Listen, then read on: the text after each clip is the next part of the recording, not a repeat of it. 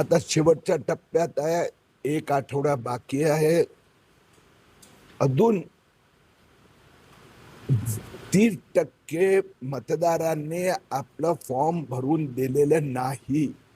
या सगळ्यांना अपील करतो की सगळ्यांनी आपलं फॉर्म भरून SIR निवडणूक आयोगाच्या अधिकाऱ्यांना द्यावं.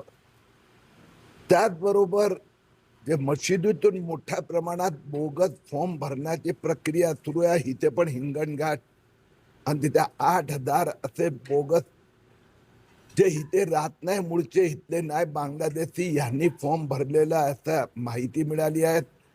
महाराष्ट्रात आमच्या माहितीप्रमाणे आतापर्यंत 40 लाखहून अधिक बांगलादेशींनी अशा प्रकाराने फॉर्म बोगस डॉक्युमेंटच्या आधारावर दिले आहे.